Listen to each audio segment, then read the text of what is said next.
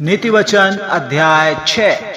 हे मेरे पुत्र, यदि तू अपने पड़ोसी का उत्तरदायी हुआ हो अथवा परदेशी के लिए हाथ पर हाथ मारकर उत्तरदायी हुआ हो, तो तू अपने ही मुंह के वचनों से फंसा और अपने ही मुंह की बातों से पकड़ा गया।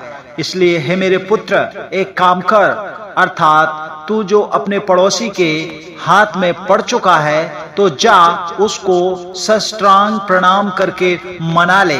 तू ना तो अपनी आंख में नींद और ना अपनी पलकों में झपकी आने दे, और अपने आप को हरणी के समान शिकारी के हाथ से और चिड़िया के समान चिड़ीमार के हाथ से छुड़ा।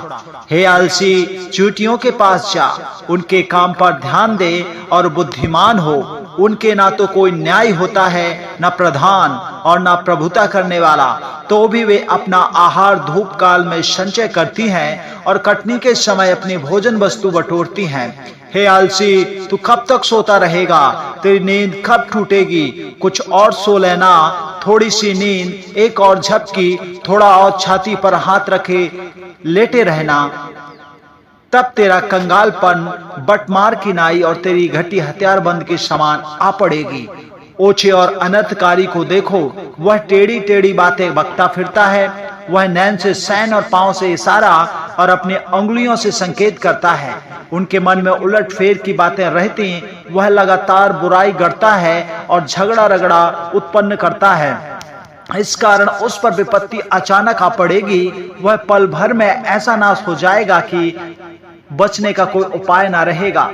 छह वस्तुओं से यहोवा वैर रखता है, वरन 7 हैं जिनसे उसको घृणा है, अर्थात घमंड से चढ़ी हुई आंखें, झूठ बोलने वाली जीभ और निर्दोष का लहू बहाने वाला हाथ, अनर्थ कल्पना गढ़ने वाला मन, बुराई करने को वेग से दौड़ने वाले पांव, झूठ बोलने वाला साक्षी और भाइयों के बीच झगड़ा उत्पन्न करने वाला मनुष्य। हे मेरे पुत्र, मेरी आज्ञा को मान और अपनी माता की शिक्षा को न तज। इनको अपने हृदय में सदा गांठ बांधे रख और अपने गले का हार बना ले।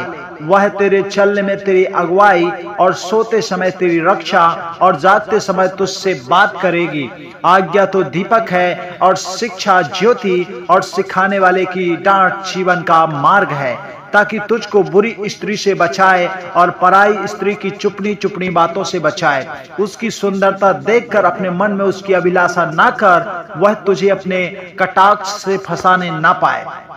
क्योंकि वैश्यागमन के कारण मनुष्य टुकड़ों का भिखारी हो जाता है, परंतु व्यभिचारिणी अनमोल जीवन का आहेर कर लेती है।